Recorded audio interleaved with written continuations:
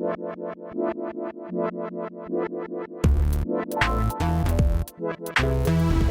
week on The Changelog, we're joined by Jason Bosco, co-founder of Typesense, the open source Algolia alternative, and the easier to use ElasticSearch alternative. For years, Changelog.com has used Algolia as its search engine, so we come to this conversation with skin in the game and the scars to prove it. Jason shared how they got started on Typesense, why and how they are all in on open source, the options and the paths developers can take to add search to their projects, how Typesense compares to ElasticSearch and Algolia. He walks us through getting started, the story of Typesense Cloud, and why so far they have resisted venture capital. For our Plus Plus subscribers, there is a bonus 6 minutes at the end of today's show for you. If you're not a Plus Plus subscriber, hey, head to changelog.com/plus+ to join, directly support us, drop the ads, and get access to bonus content on our shows. A big thanks to our friends and partners at Fastly and Fly.io. Our pods are fast to download globally because, hey, Fastly is fast globally. Learn more at Fastly.com. And our friends at Fly let you put your app and your database close to your users all over the world. It's like a CDN, but for your entire application. Check them out at Fly.io.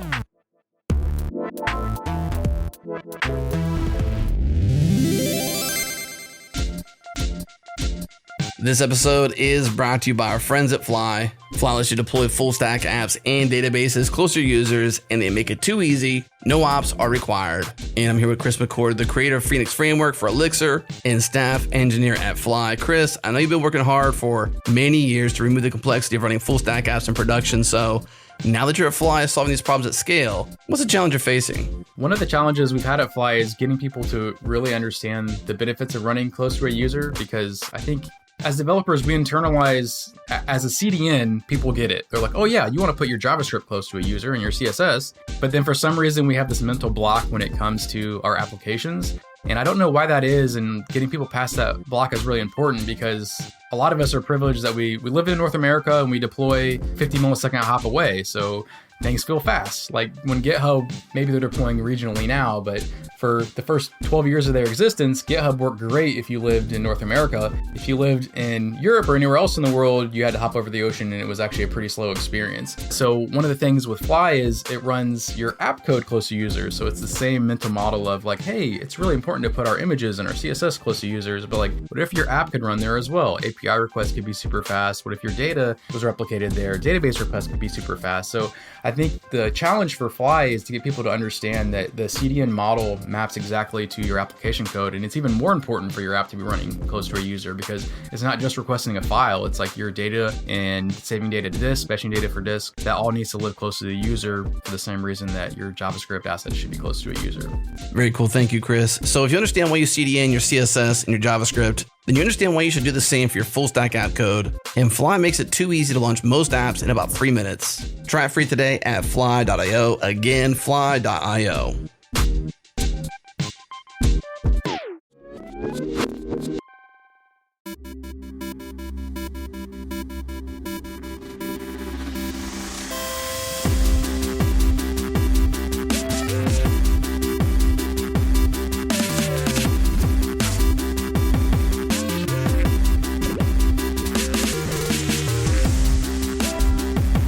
Jason Bosco is here to school us, I guess, give us a glimpse into building a search engine, the algorithms behind it, not taking venture, making it open source, a ton of fun stuff. One of the co-founders behind Typesense. Jason, nice to see you. Welcome to the show. Thanks, Adam. Thank you for having me. This is exciting to be on the show. We are excited to get schooled about search engines, open source things, and all the stuff Adam just listed, specifically what's going on in search engine land. It seems like there's lots of interest and hype around open source search engines, Elasticsearch, etc. And I don't know if my thumb's not on the pulse of search, like what's going on these days. Typesense looks cool. I wonder what else is out there. People are always working on making better wheels, and we've had plenty of them along the years. Jason, maybe tell us how you got into search, and then give us maybe the lay of the land of what's going on and what's kind of innovative in the search space. Yeah, so we got into Typesense in 2015, and the lay of the land back then was Elasticsearch was and maybe it still is the dominant player in the search space. So pretty much think about anything related to search, and you will eventually land on Elasticsearch because they have so much content out there. And it's a super well adopted product. So that's where we were in 2015. I was working at Dollar Shave Club. My co-founder Kishore, he was working at another company in the search space, or in a space which required search as one of the tools that they needed. And we were just quite frustrated with how complicated it was to get Elasticsearch up and running and scaling it and fine-tuning it. Like in my personal experience, I've had at least 2 engineers spend a week or so every 2 to 3 months fine-tuning our Elasticsearch clusters as we scaled it. And it seemed like there was just too much machinery that needed to be handled to get search working. And like our use case at Dollar Shave Club was seemingly pretty simple, which was to be able to search for customer names, emails, addresses, phone numbers when they write in or call in our support, for our support agents to look up customers. So it seemed like a pretty simple use case, but then the amount of effort it involved to get that going seemed out of whack with the feature. Well, it seemed simple. So anyway, so that's how, just out of that was how we started out with the idea for Typesense. So it was more like, what would it take to build our own search engine, like something that's simple to use.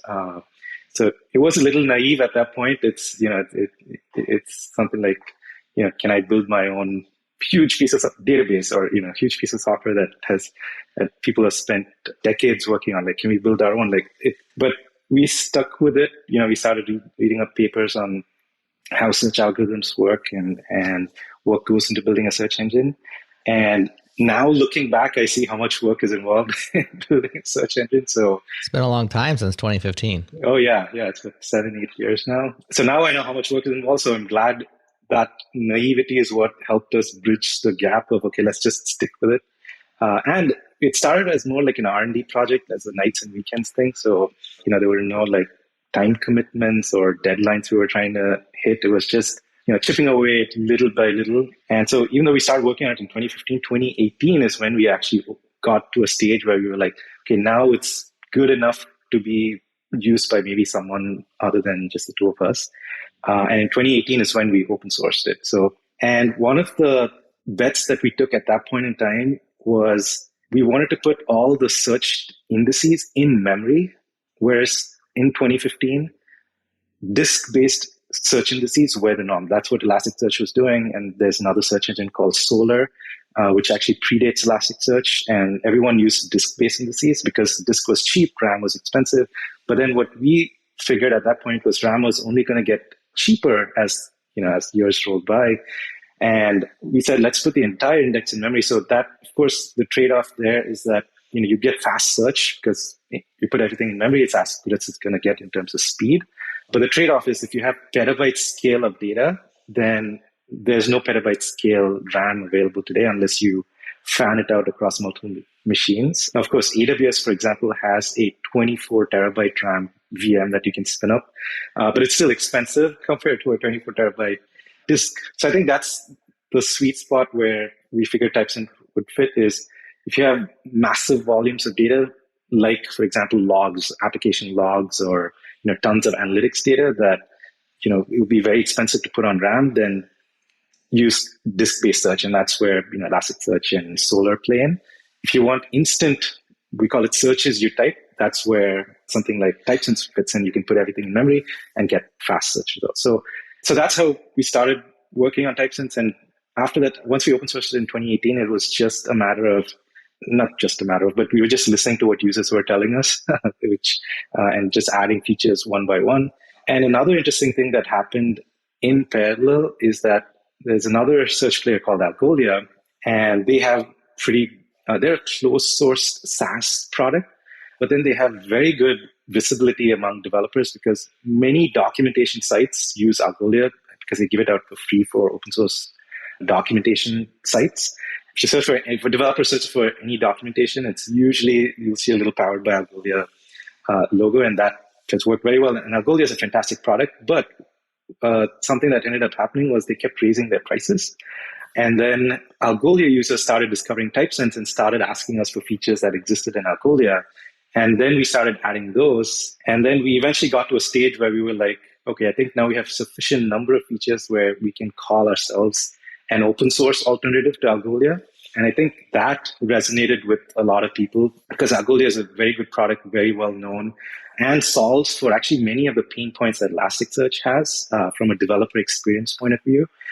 So they essentially simplified search and then spread the word around that, hey, search need not be this complicated. And then once we started saying we're an open source alternative to Algolia, people quickly connected that, okay, this is what we're trying to do with Typesense as well, which is, good developer experience, fast search, and easy to use and to get up and running with the search experience. So then we started seeing good traction. And then at that point, and then people started asking us for a paid version where we host it for them because they didn't want to host it.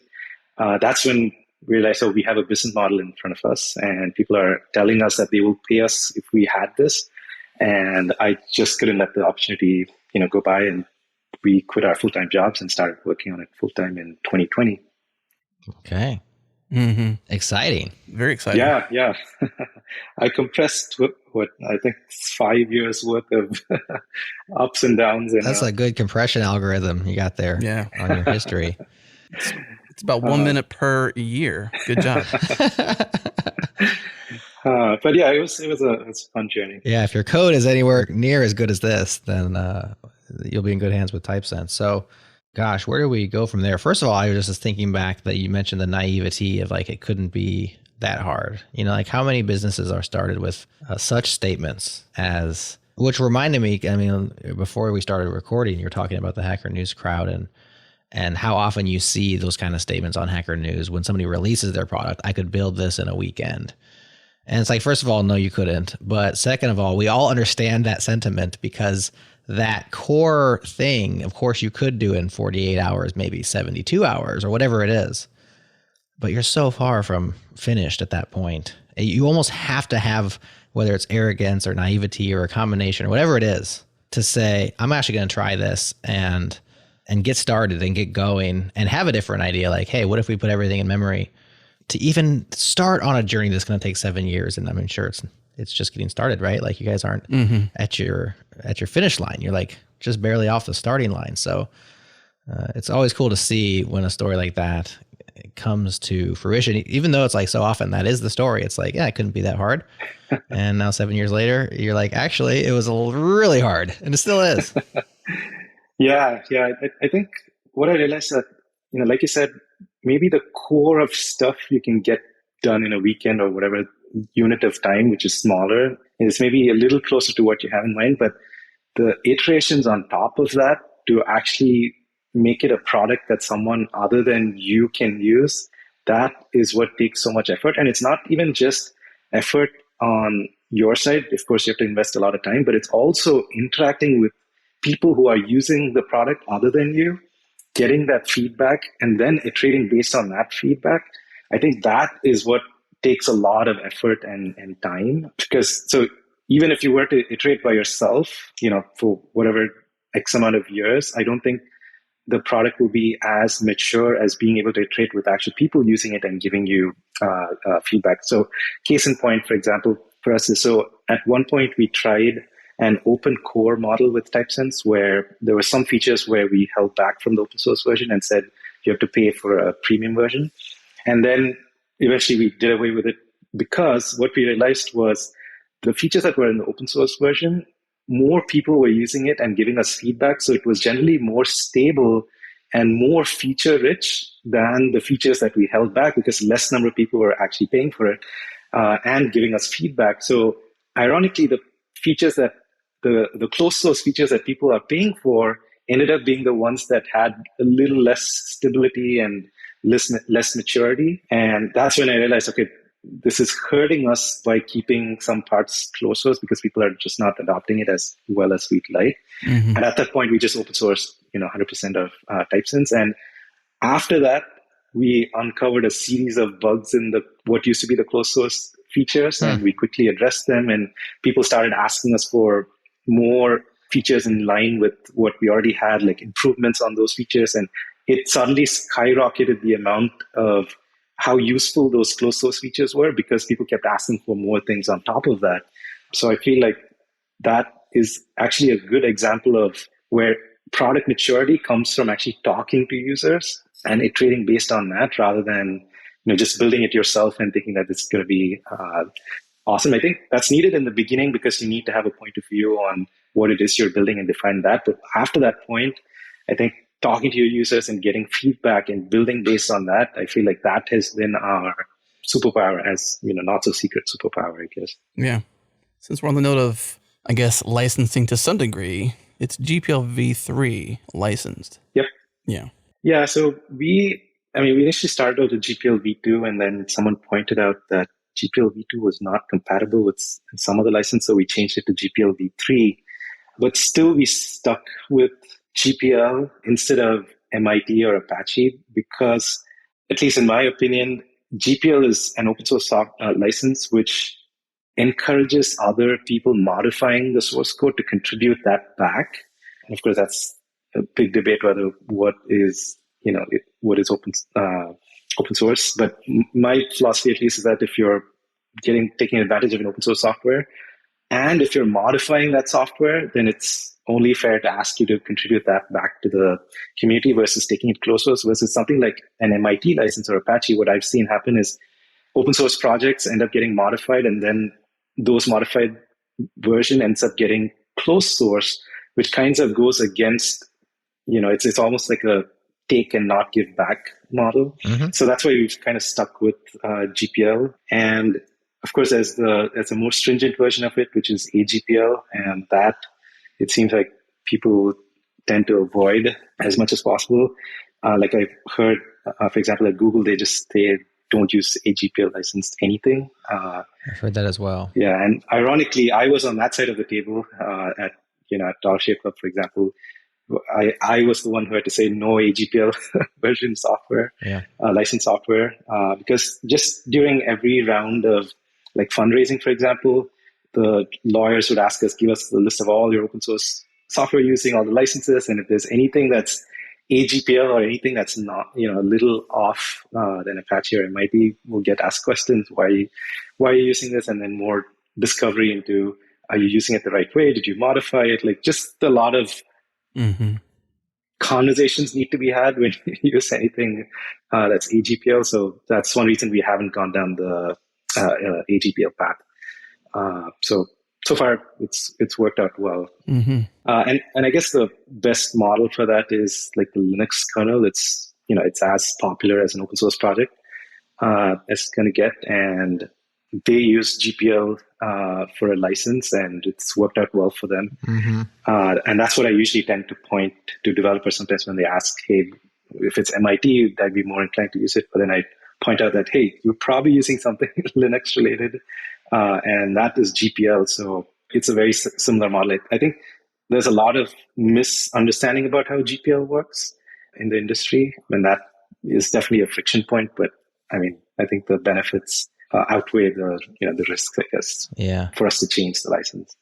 There's kind of like a freedom of ignorance with the MIT license, where it's just like this one, I know, and the Apache too, but and the BSD license. It's like the very permissive ones where it's like, I don't even have to think about it. I'm just good, where it's like, okay, the GPL and the AGPL, I need to understand what exactly I'm getting myself into. And once you do, it's not that hard to understand, and the implications, I mean, it can get hairy, especially if you're trying to build businesses and stuff. But I think I'll just MIT it and forget about it kind of thing is kind of throwing caution to the wind. And it's nice for adoption because you can just greenlist or, whatever, go ahead, and all these MIT licensed projects are just good to go. You don't have to think about it. So I can definitely understand that you have a good example of a GPL project that's massively adopted and popular. I wonder how often we don't think about Linux in our infrastructure as much as we think about a database or a search engine. Even though Linux is the underpinnings most of the time for all that stuff. But for some reason, it's almost like solo level that you don't even consider like the licenses of your operating system, maybe. Right. Yeah, and I think that's probably the success of the GPL, showing itself, where once a project is so popular that it seems like it's everywhere, but then there are different flavors of it, all coming from the core source, and it still didn't hurt the adoption of Linux, of the Linux kernel. So it kind of shows that GPL can also be a very successful model, and maybe I'd say that maybe also helped the model or help the core project mature much faster because all these modifications that were done were being contributed back into the open. And that helped like evolve the product much more faster versus a bunch of people forking it into private forks and then making their own modifications without contributing back. Who knows, maybe, that might have hurt how fast the core Linux project, evolved over time. So, Yeah. But again, this is just my hypothesis. The hard part is we can't fork history and run both experiments in parallel. If we could just do that, Wouldn't that be nice? that would be nice. We need some version control systems inside of our timelines. Mm-hmm.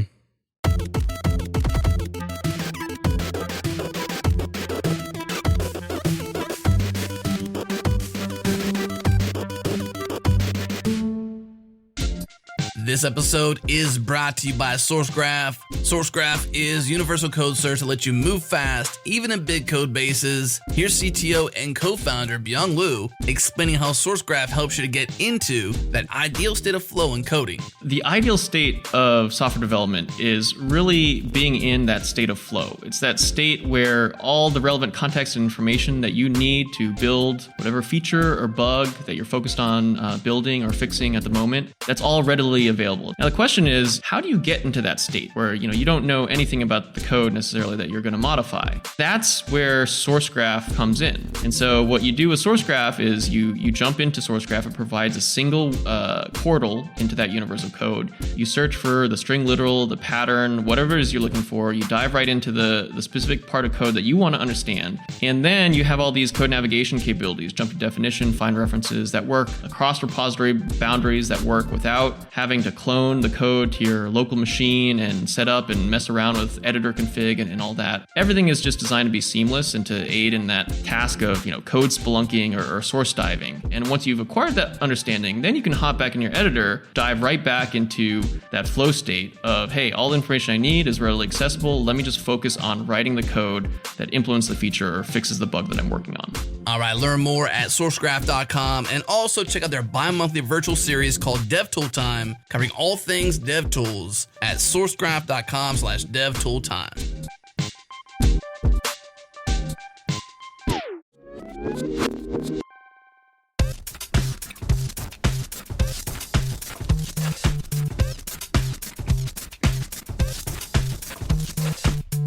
So let's go back to search now. We were kind of on the licensing beat, but if we go back to just thinking about search, any organization that has interesting data, like if it exists long enough, there's going to be a request for search, right? Otherwise, the data is just not interesting because everybody wants to poke at what they have and learn things from it. As an indie dev and as like a small teams, small customers, developer, most of my days, I kind of had two strategies for search. It was like strategy one was, can I do it inside of Postgres?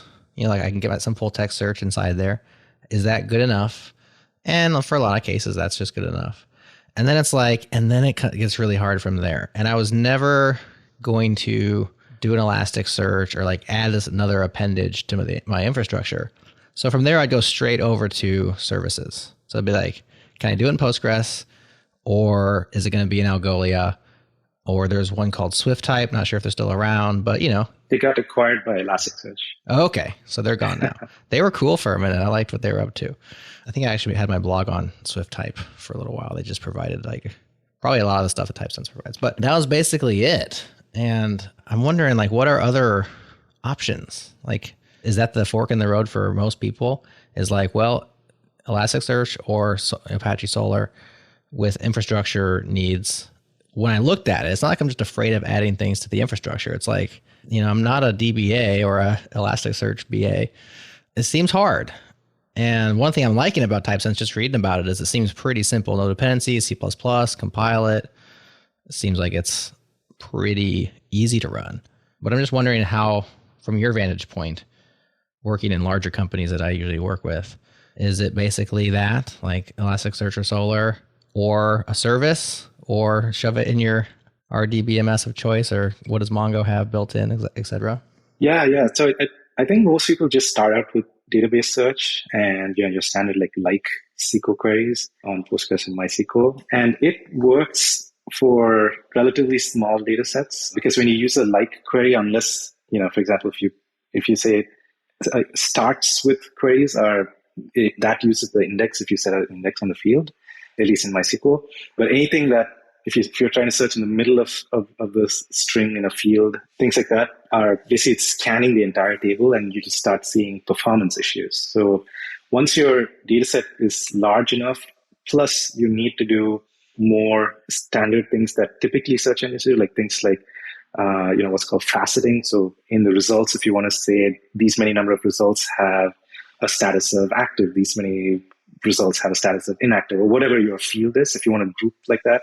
So you combine, and then there's typically will come a need for doing some sort of fuzzy searching. So you wanted to account for typos to make sure that misspellings are still fetch the results that you're expecting. So as you add each of these, you can still do a lot of this with Postgres, for example, but performance is the key thing that starts taking a hit once you have a sizable amount of data. And so that's the point when a search engine can help, where you do have to then build plumbing to take the data from your Postgres or MySQL or whatever database you have, and then sync a copy of that into your search engine. And what a search engine essentially does is that builds indices that are custom or optimized specifically for full text search with typo tolerance and faceting and the standard things that you need with search. So because it's optimized for that, it's going to return fast results, whereas a database is more meant for, that's more concerned about consistency and making sure your data never gets lost and transactions and making sure parallel writes still end up with a consistent copy of the data and things like that. So which is why we say search engines are not your primary data store. Instead, it's a secondary data store where you sync a copy of the data from your primary data store. Now, interestingly, like you said, once you have data, you eventually need to search on it or run some sort of aggregations on it. And I think over time, databases also have realized that, which is why you see something like Postgres add full text search support within it. And then I know, for example, MongoDB added full text support within it. And even Redis added full text support. Really? Yeah, in one of the latest versions. So it seems like everyone is realizing that full text support is a thing that databases need. But then the type of indices that you need to build to support both a full text mode and your standard data storage model it's like different. And that's where you have dedicated search engines that do that one thing well, versus databases try to offer everything that works reasonably well for the full text search use case as well. But then again, it's not optimized specifically for fast full text search. So that's where, once you run into that, that's when you take the hit of, okay, I need to build some machinery to get the data from my primary data store into my search engine, and then you hit your search engine for search results. Another interesting use case, though, is for, even though we call it a search engine, search engines typically also have filtering capabilities where you can say, get me all records which have this particular value for this field. So I know some users for Typesense, for example, are using it as essentially like a cache in JSON store, because you just push a bunch of JSON. You can search on that JSON, and you can also get JSON documents by ID. And since they're anyway replicating a copy of the data into a Typesense to search on it, some users are actually using it as just another JSON store to in front of their database, so that they don't have to hit the database for any heavy queries, which is another interesting use case for Typesense. That is interesting. I have felt the pain of like marshalling. I don't think marshalling is the right term here. Syncing data over to a search store. And I'm wondering if there's ever been an effort, or are there projects that just say, don't send your data over to the search. Just point your search at your database and then maybe configure it for what you want. And like it can exist in one place, and this could be a proxy. Like you said, you could use it however you want. And it has maybe read-only access or something, so it's safe. It's not going to like destroy stuff. Or does that have performance implications that are massive? So in fact, there are projects which do this. For example, Airbyte, for example, is one company that I know is doing it. They're actually building an open source way to transport data from one source to a different destination. And and there's, I think, Fivetran does it. There's a bunch of different startups that have attempted to do this. But when it comes to search engines, usually it's not Like if you replicate an exact copy of the data into your search engine, you're probably going to be replicating things that you don't want to search on. Or you might want to change the shape of the data a little bit before putting it into your search engine so that it's more optimized for the types of search queries you're running, instead of replicating a structure that works more for your application querying the data. So that's where what I've seen is, even though there are many of these frameworks out there, another one is Singer framework, I think. And that's another open source project that does this. But even though there are a couple of these out there, it seems like you eventually end up having to transform the data a little bit so that it's more optimized for your search use case. So at that point, you have to customize that logic yourself.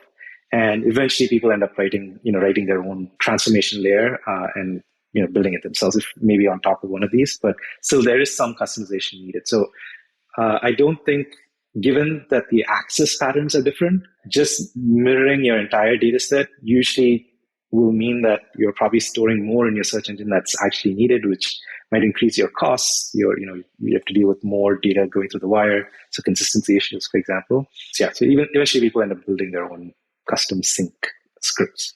So sort of unavoidable, because you're either going to do it up front or you're going to do it slowly, probably not as well eventually as you use it anyhow. Right. Okay, that's too bad. It'd be great if you could just point it and be like, hey, just index this thing differently and be awesome. Oh yeah, I wish maybe one of these frameworks allowed you to also set up transformation rules on the fly. Yeah, exactly. Especially if they allow you to join. That's the most common transformation that I've seen, is joining data from two different tables in your relational database and putting it into one flattened structure. Because in a search engine, you typically flatten out your data, because if you do runtime joins, it's going to slow down the search. Right. So if they allow you to set up joins at transformation time, I think that'll be an amazing product. Well, add it to your roadmap. Jason, come on. Yep. Yeah, I think we have a lot of core search use cases or features. So, yep. So you said 2015 was your begin date. It's, by my math, 2022 now. So that's what? How many years? 7 years. Good math. You're compared to Algolia. You're compared to ElasticSearch. How well do you think you compare to Algolia and to ElasticSearch? Do you think you're a pretty good one-to-one? Do you win most cases? What makes you win? What's your differentiator?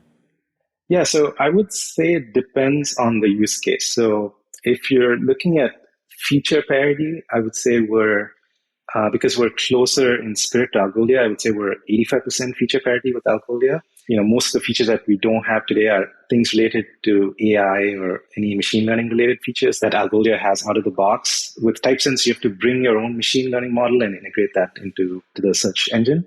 So with Algolia, we're 85% feature parity. And even with that, a good number of Algolia users are switching over on a regular basis. Elasticsearch, though, is a different type of a beast in that they do, app and site search, which is what Typesense and Algolia do. So, a search bar on your website or apps. They also do things like log search. They also do anomaly detection. They do security incident monitoring. They do analytics and visualizations if you're using the Kibana stack. So they have a whole bunch of umbrella of search-related use cases that's, of course, built on the core Lucene engine, but it's still customized very well for a whole plethora of use cases. So I wouldn't say we're feature parity with Elasticsearch by any stretch, because they do a whole bunch of different things. What we've done with Typesense is essentially just taken the site and app search piece, and we're trying to simplify that and have an opinionated take on what sort of features or parameters are allowed to be configured, and we'll choose defaults for you. So it is an opinionated take on app and site search. So given that our goal is not to be feature parity with Elasticsearch, even if it's just site and app search, if we become feature parity with Elasticsearch, then we'll also invite the same level of complexity. So that is not our end goal. Instead, we want to see what use cases people are using Typesense for, and then building an opinionated thing for that works out of the box for, say, 80% of the use cases. So I'd say we're nowhere close to feature parity with Elasticsearch, to answer your question, but that's by design, because if we did do that, then we end up becoming another Elasticsearch, and that's not what we want to do. Yeah. You also said the frustration you had early on was maintaining the Elasticsearch instance, not just the code behind it, what made the code work and be able to be a great algorithm to search and transform data and be real time or whatever the needs are for the engine. You mentioned maintaining the actual Elasticsearch infrastructure took hours every couple of months. Can you talk about how you've used that pain to change things with Typesense? Yeah, so with Elasticsearch, part of the complexity comes with the fact that it runs on top of the JVM, and fine-tuning the JVM itself is such a big task. And then you have to configure Elasticsearch's parameters on top of that. So, I actually grepped the Elasticsearch code base for the number of configuration parameters that they have. It's almost 3,000 different configuration parameters to do various things. And you need to figure out which of those parameters apply in your specific use case to fine tune that on top of course, the JVM configuration parameters. So that dependency on the JVM was one big thing that we avoided with Typesense because we built it in C++, so there are no other runtime dependencies.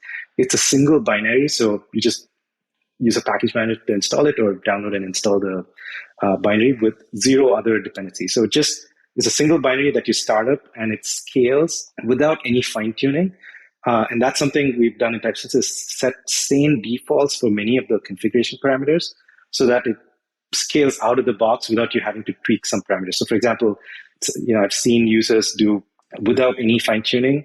There was one use case where people did one user did almost 2,500 requests per second on their particular data set. It was only 4,000 records, but still on a 2 vCPU node with just 512 MB of RAM, they were able to get almost 2,500 requests per second from a Typesense cluster without fine-tuning anything, just installing it, indexing their records, and running a benchmark against it. So that's what we optimize for, which is out of the box, no finagling with all the knobs. It just scales out of the box. So you throw more CPU at Typesense, it just takes advantage of it without you having to do more work to take advantage of all the cores. So it's use all the resources available that you provide Typesense. Like that's the model that we've gone for with Typesense versus Elasticsearch.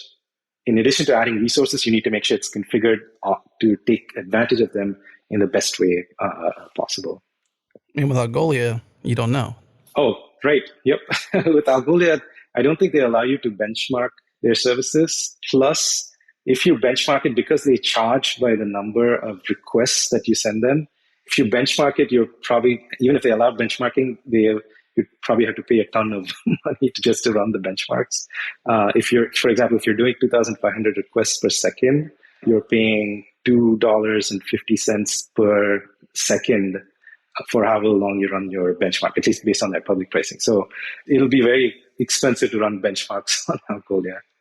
So let's say you yum install Typesense or depackage install or whatever it is, homebrew. You pick your distro of choice and do the standard package management installation. Then what do you do?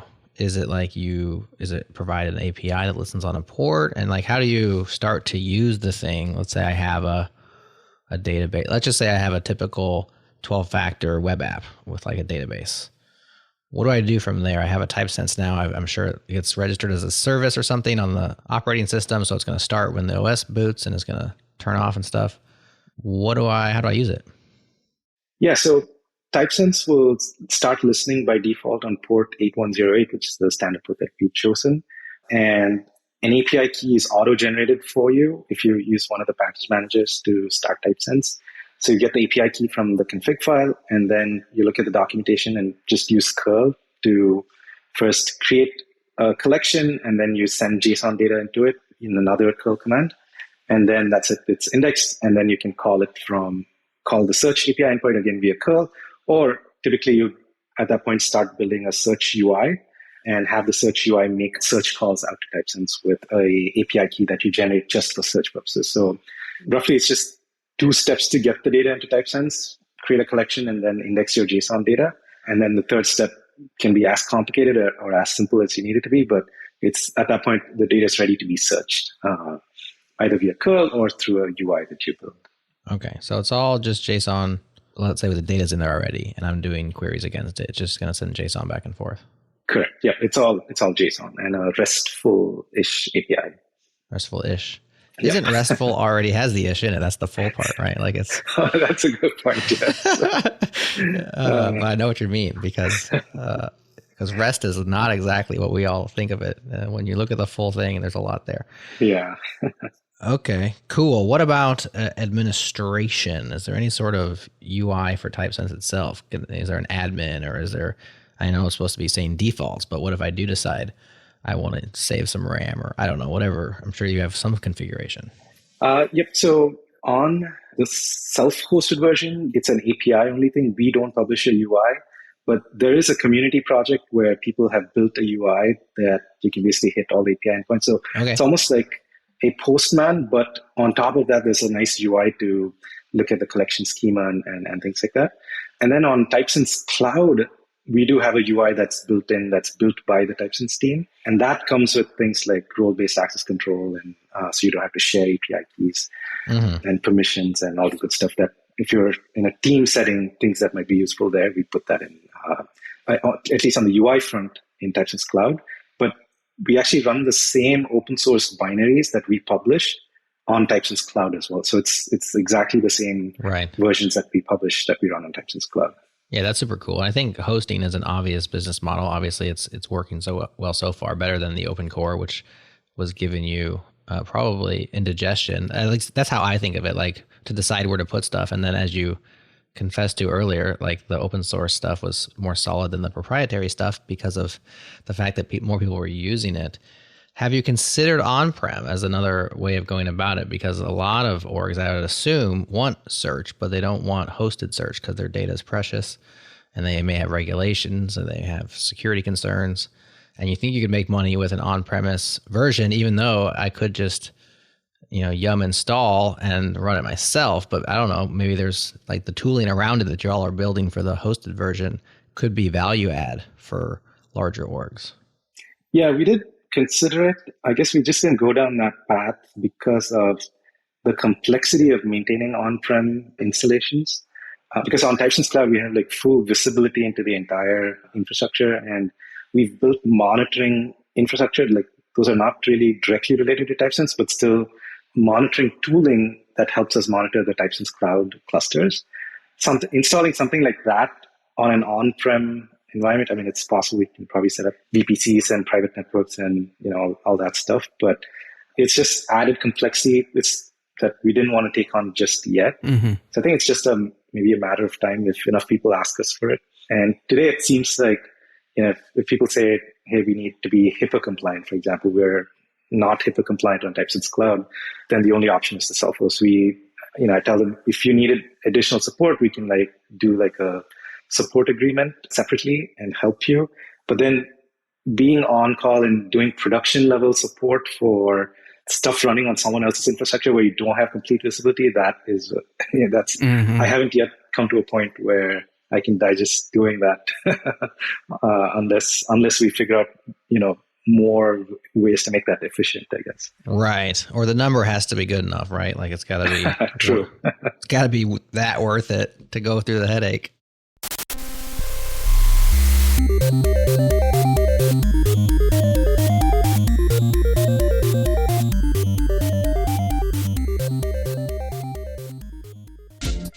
This episode is brought to you by Influx Data, the creators of InfluxDB. InfluxDB is the open source time series platform where developers build IoT, analytics, and cloud applications. And I'm here with Paul Dix, founder and CTO of Influx Data. Paul, all the open source software that Influx Data creates is either MIT licensed or Apache 2 licensed. These are very permissive licenses. Why are you all for permissive licensing? The thing is, we like permissive licenses because we want people to do whatever they want. Because of these three reasons: freedom, evolution, and impact. Freedom means being able to create a business and create your livelihood off of this code, regardless of what you want to do with it. You can modify it, look at it, do whatever. Evolution means you can create a derivative project and rename it, put it out there in the world, either as an open source project under a permissive license, or you can relicense it under a copyleft license, or you can create a business off of that. And then the last bit is impact. We believe more people benefit from open source when that code is permissively licensed. Despite the changes that the other infrastructure vendors are making, Influx remains permissively licensed open source with commercial software. Well said. Thank you, Paul. That truly summarizes the spirit of open source. So if you want the option to have freedom, the option to have evolution and impact, use InfluxDB for your time series application needs. Check it out and start for free, of course, at influxdata.com/changelog. Again, influxdata.com/changelog. And by our friends at Retool. Retool helps teams focus on product development and customer value, not building and maintaining internal tools. It's a low-code platform built specifically for developers. No more UI libraries, no more hacking together data sources, and no more worrying about access controls. Start shipping internal apps that move your business forward in minutes with basically zero uptime, reliability, or maintenance burden on your team. Some of the best teams out there trust Retool: Brex, Coinbase, Plaid, DoorDash, Legal Genius, Amazon, Allbirds, Peloton, and so many more. The developers at these teams trust Retool as their platform to build their internal tools, and that means you can too. It's free to try, so head to retool.com/changelog. Again, retool.com/changelog.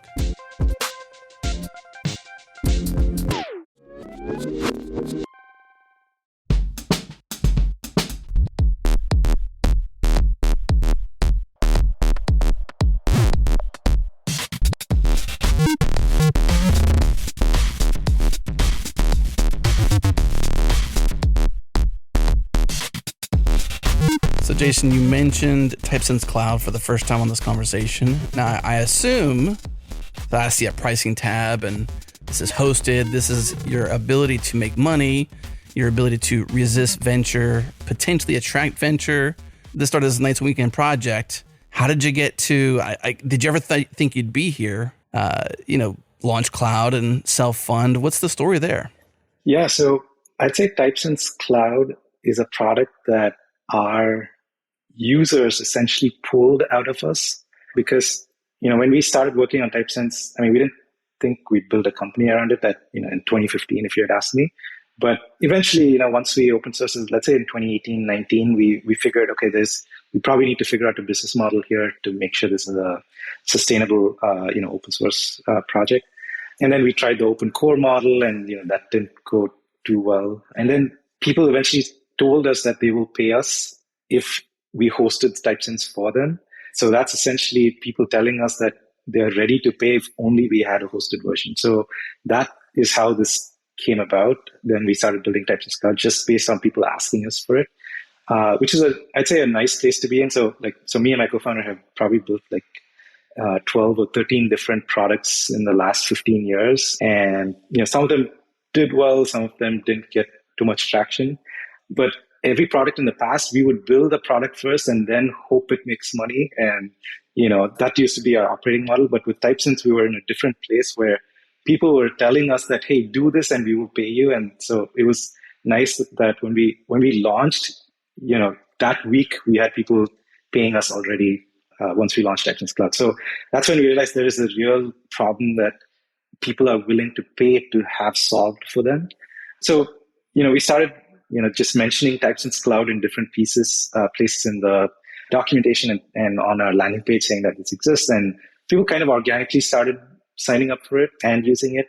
And we also made sure that, the product is full featured in the open source and in the hosted version as well. So it was nice to be able to tell people that, hey, we're doing this only if you don't want to worry about servers and if you don't have an infrastructure team, we'll take care of that for you. And that's what we're charging you for. So it was very easy to explain to users what the benefit we're giving with Typesense Cloud is, which is we're essentially like an extended infrastructure team for them, so they don't have to worry about servers. So that worked out pretty well. I'd say to answer your question, I'm pleasantly surprised with how many folks opt to use Typesense Cloud. Especially it seems like serverless is a thing that is getting a lot of adoption these days. So people generally don't have any other or where Typesense Cloud fits in is if people don't have any other VMs that they run in their infrastructure and they don't want to deal with hosting anything themselves, then Typesense Cloud is a nice fit there. So that also means that we now have revenue to sustain ourselves off of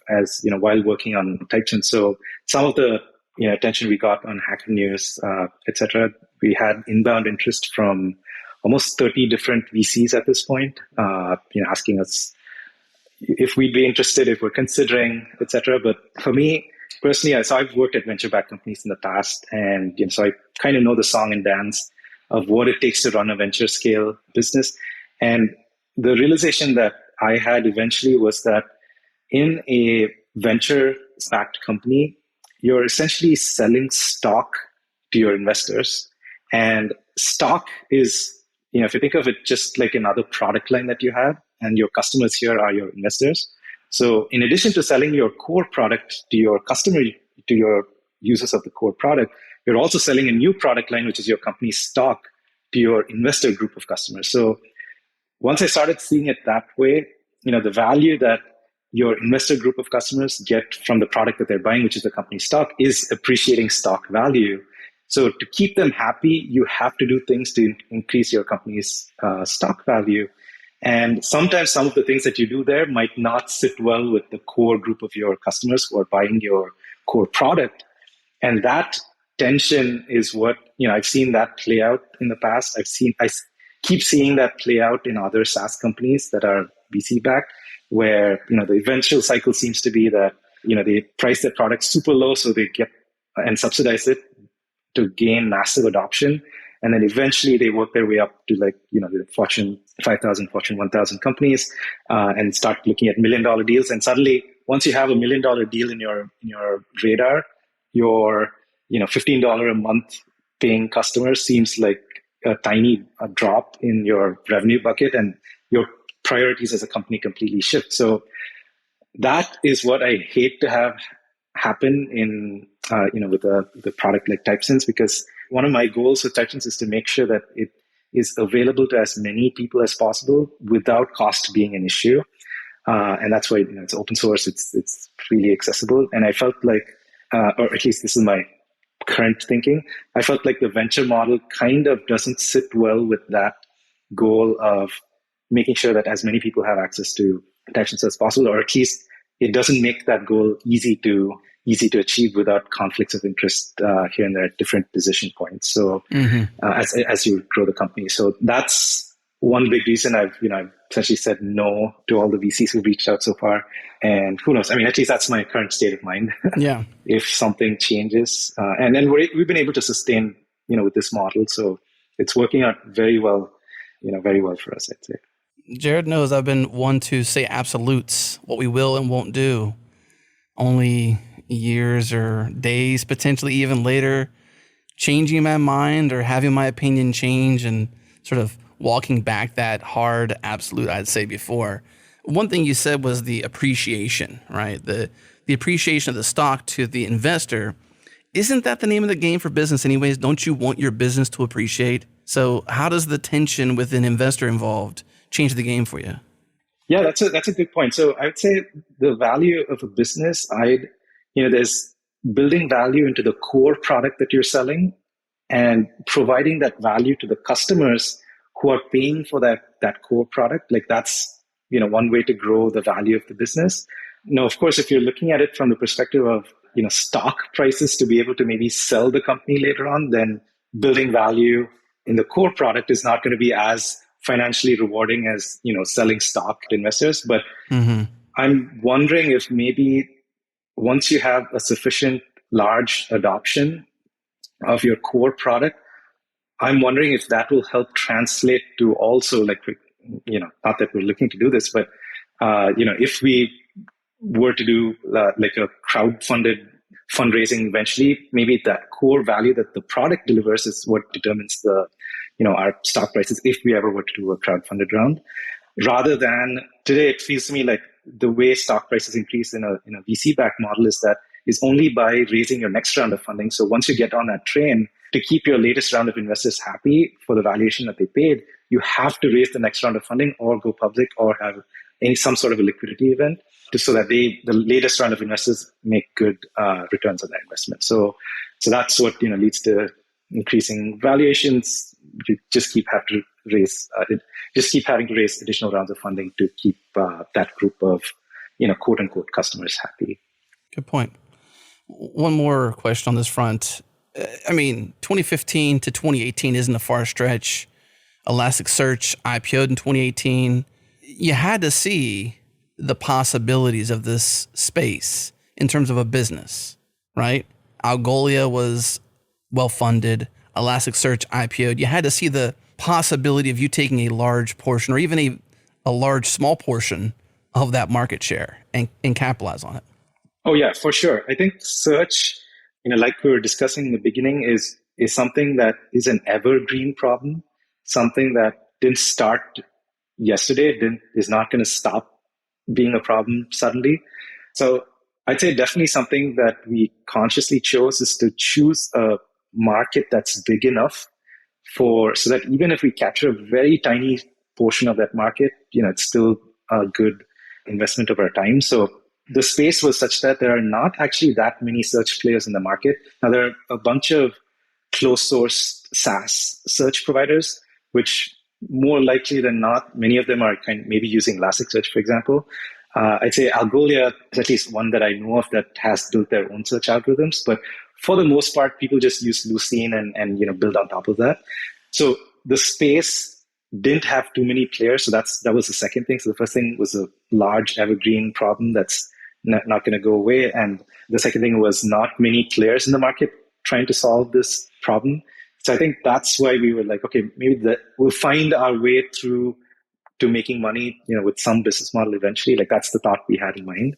We probably wouldn't have, if it was any other SaaS product, I would say like a SaaS closed source product or even an open source product in a different market, we'd have probably did a little bit more research before jumping into it as building a business around it.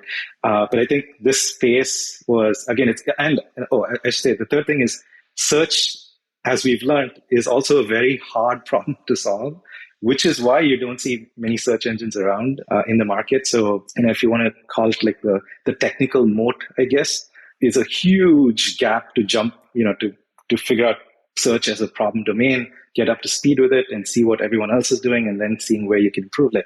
That is a huge chasm to jump before you build a product. And even if you do that, a couple of weeks, polishing it and then, bringing it to market and then, telling developers that this is why your product is different. So it's a lot of effort to cross that big gap. So that all of this was in our mind for sure. And we thought this is a good bet worth taking. And all of the other ideas we've had, our focus was always going after very niche things, like things that no one else would probably have an interest in going after, mainly because, it's so niche and it's not really directly related to, day-to-day technology that you might be using. We basically picked boring old spaces for all the other past products.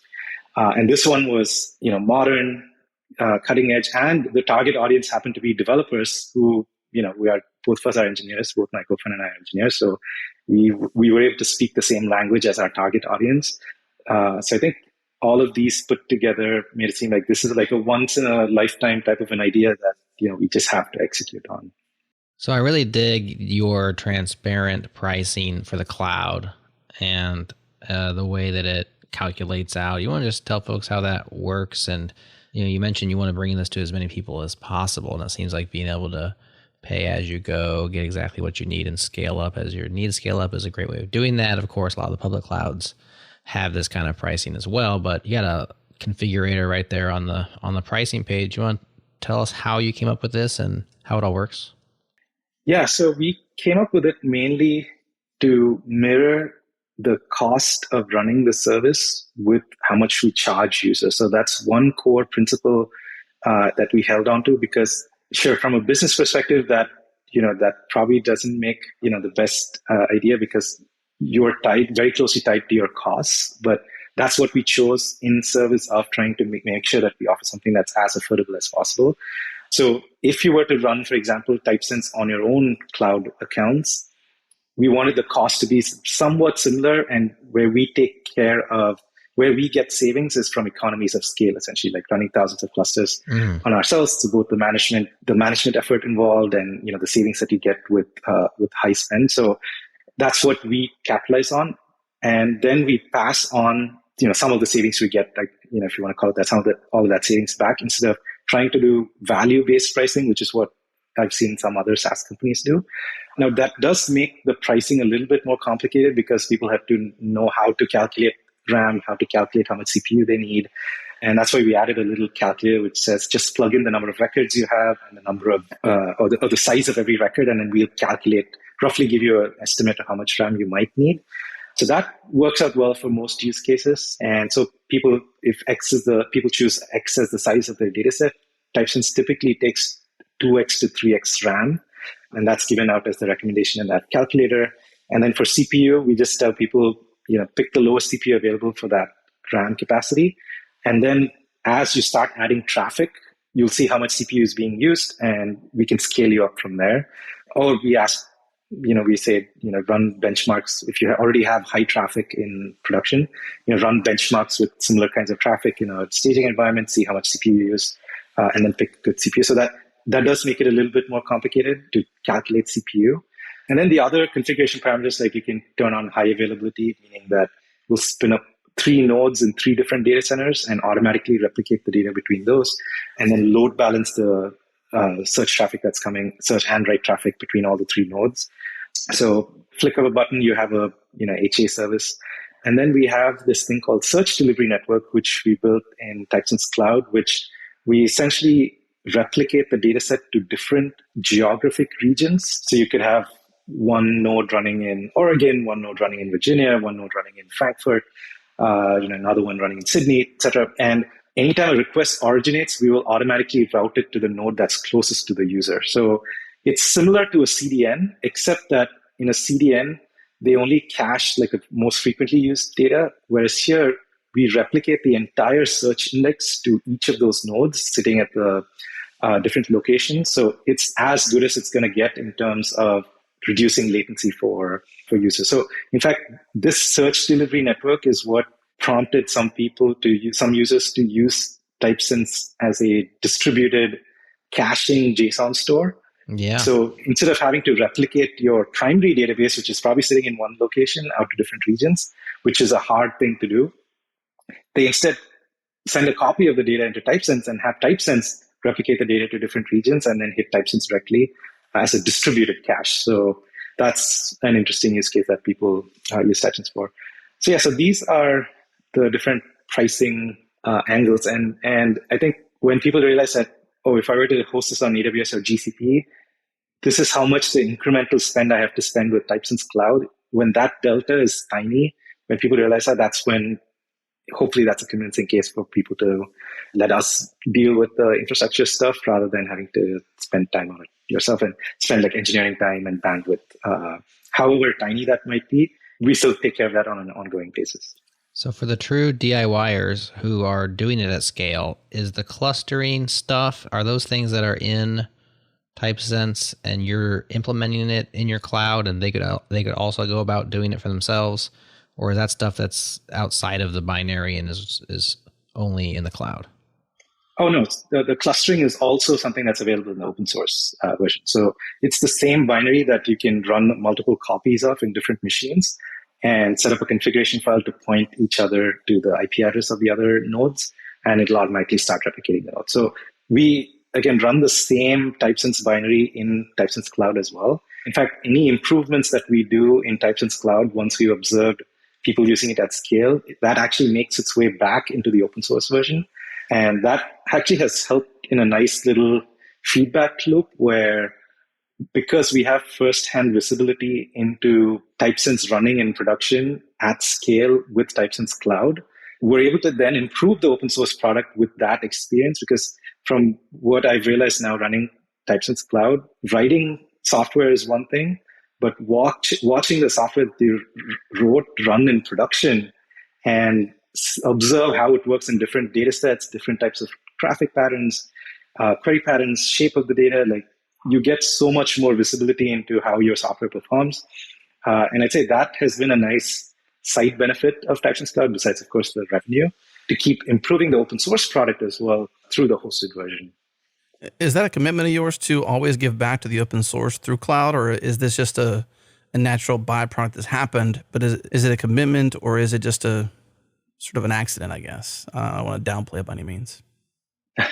So I guess when we started out with Typesense Cloud, we didn't intend for this side effect that I mentioned to happen, which is, us being able to use the experience from Typesense Cloud also benefiting open source. But now that I see it happen and see how that benefits the open source product, and I shouldn't even say open source product, because it benefits Typesense, the product, because Typesense, the core product, like the API, is fully open source.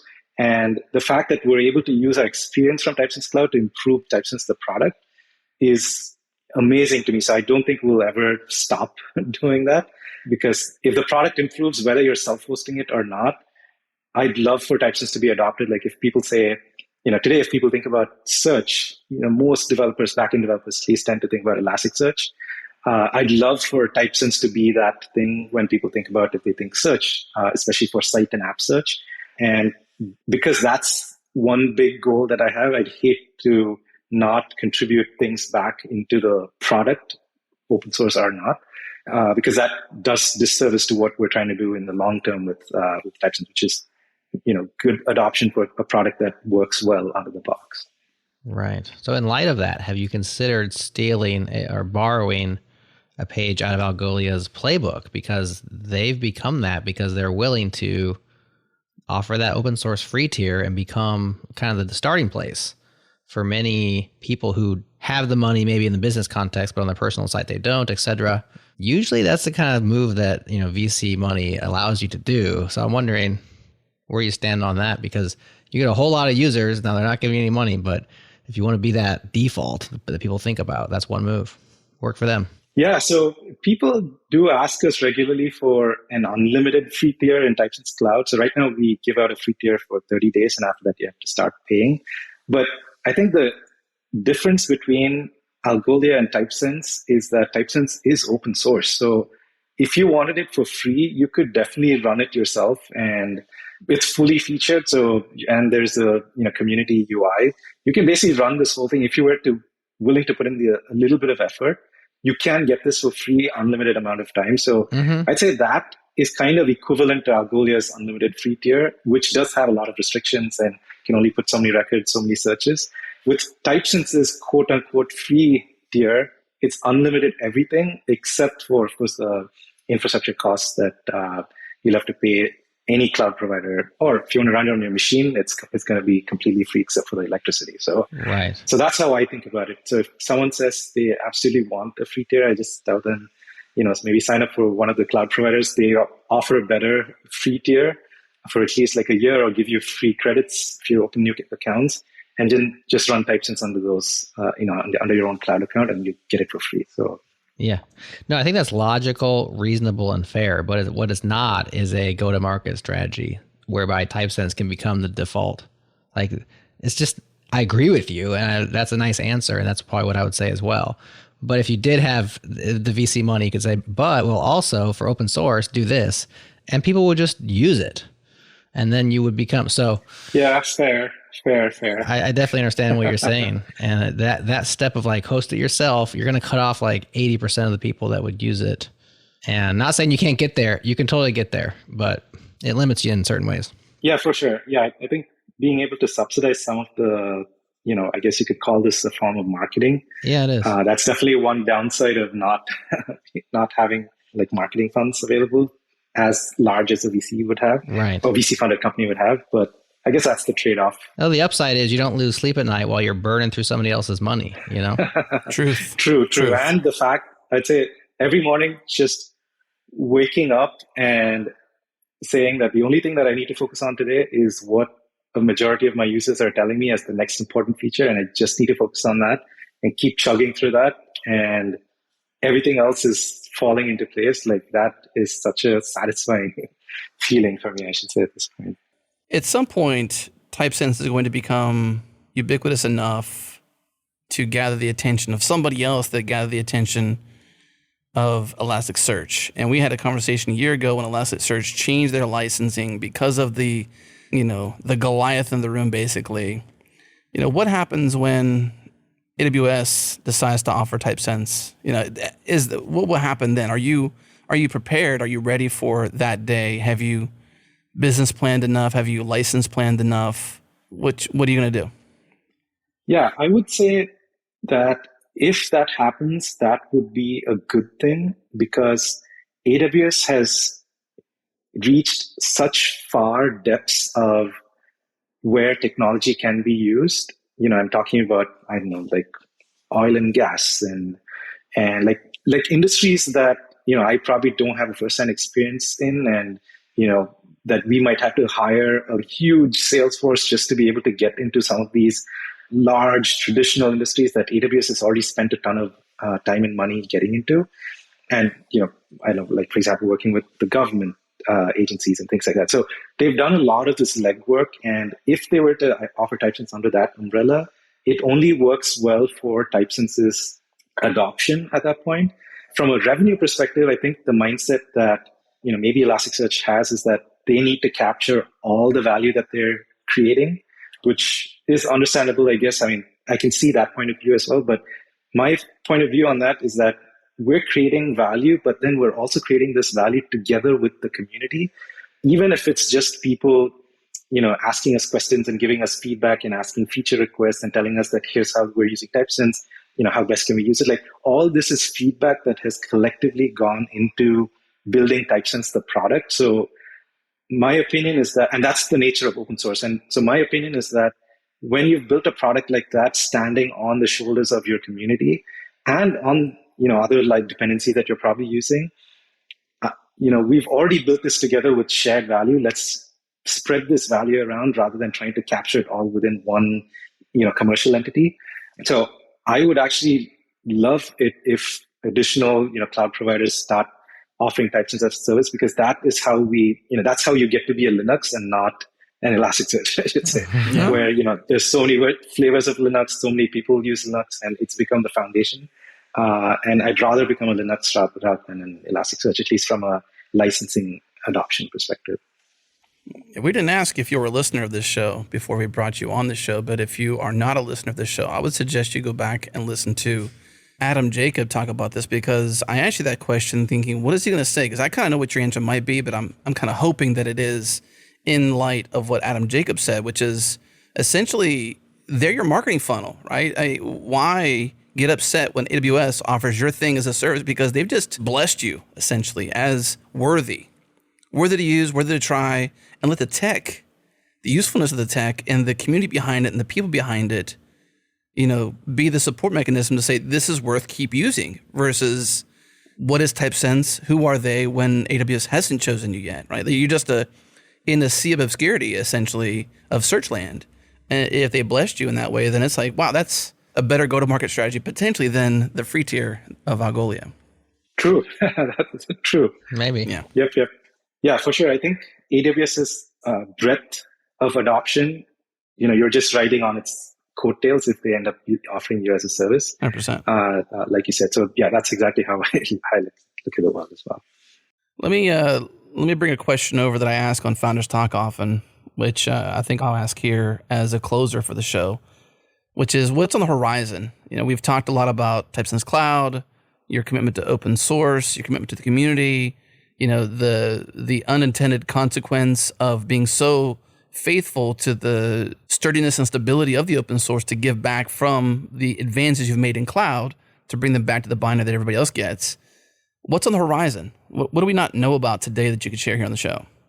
Yeah, so I think this is the first time I'm going to mention this publicly, but we've been working on vector search in Typesense. So essentially, you can bring your embeddings from any ML model that you have into Typesense and have that be mixed with text relevance as well. And you could do things like, in the context of e-commerce, for example, you can say, get me all products that are similar to this product, or get me products that I'd recommend based on, this user behavior in the past, or whatever you construct your model on. You can bring your embeddings into Typesense and have Typesense do a nearest neighbor search. And this is actually another example of something that users asked us for, and essentially said, we'd have to start looking at using two different services if it's not built into Typesense, and we started looking into it, and we're essentially right now building it actively with users. So I'm super excited about that, and I think it's going to open up so far I've always had to tell people that, hey, we don't have any AI or ML related features, and that is going to change very shortly. So I'm super excited about that. Awesome. Sounds cool. When does it drop, Jason? When does it drop? It's actually already available in an RC build. We just selectively give it out to folks. So if anyone's listening wants to try out vector search in Typesense, I'd love to get some feedback before we publicly launch it. But we don't have like a fixed timeline for releases. That's another maybe unique thing we do. We just essentially collect sufficient volume of features, and then once we think, okay, this is a good chunk of volume to put out as the next GA release, we promote the latest RC build as the GA release. So, it varies between like 2 months to sometimes 4 months before we do GA releases.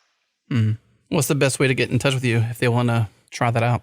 I'd say just sending an email to support@typesense.org. That'd be good. Or just DM me on Twitter. I have my DMs open. My Twitter handle is Jason Bosco. I'm happy to, or join our Slack community, of course, and mention it there. What's left? What have we not asked you? Is there anything we haven't asked you yet that you want to share before we let it go? I think we've covered good ground here. Yeah, I think we've covered everything. We covered it all. I can't think of anything that we didn't talk about. So cool. Maybe we spoke about we did our job, Adam. Nice. A good breadth of topics. No stones unturned, all the crevices examined. Jason, thank you so much for your time. Thank you for your commitment to open source. Thank you for coming on the show and sharing your wisdom. We appreciate you. Of course. Yeah. Thank you for having me, Adam. This is a great conversation, Adam. Thanks, Jared. Thank you. That's it. This show's done. Thank you for tuning in. What do you think about this truly open source search alternative to Algolia, to Elasticsearch, to rolling your own with Postgres or MySQL? Let us know in the comments. Links are in the show notes. And during the show, I mentioned our conversation with Adam Jacob back on episode 353 here on the Changelog. Here's that clip.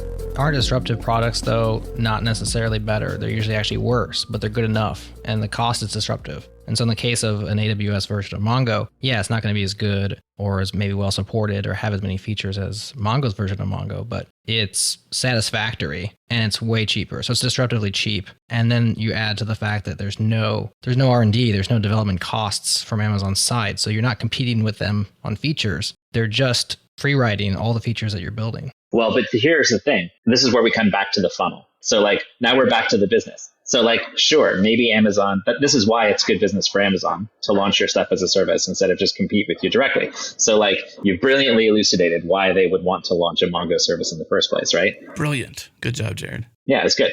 But as soon as they do that, if the top of the funnel was fixed, if that created no more interest in your product than it did before, then you'd be right. But it doesn't. Instead, it turns out that the single largest pool of software developers on the planet are the ones that use Amazon and AWS or Azure or Google. How many of those developers are using one of those platforms? And if your stuff is on all three of those platforms and it's not on the others, how many eyeballs do you get that Cockroach doesn't? And the answer is a ton of eyeballs. So many eyeballs. And so the size of that funnel, your possible monetization gets bigger, hugely bigger than it was before. And in that moment, your ability to capture that revenue, every single one of those cut rate document DB users is a potential lead that's already using your product. Mm-hmm. So all you have to do is go find them and be like, yo, did you see how much better our console is? How much better our operation stuff is? How you can get on a Zoom with the dude that wrote that indexing feature when it's broken? I dare you to get that out of Amazon. Mm. And next thing you know, Citibank is like, Atlas looks pretty good, Well, what you're describing, Adam, though, is a very well-known business tactic, which is turn your liability into your assets. Yes. So to your advantage, So use liabilities to your advantage is a very known by many, let's say. Yeah, it's not news. Right. Well, that's good though. I think those kinds of ideas, though, sometimes seem so logical, but yet not everybody thinks like that, So I think this is a great idea of how could you leverage the fact that these platforms are so massive that they actually become your marketing channel for you. They are your marketing channel for you. And the only thing you have to give up is that they're also going to monetize some number of your customers. All right, find that episode at changelog.fm/353. That is episode 353 with Adam Jacob on the war for the soul of open source. A big thank you to our friends at Fly and Fastly for having our back. And of course to Breakmaster Cylinder for those awesome beats. And of course to you, thank you so much for tuning in. We will see you on Monday.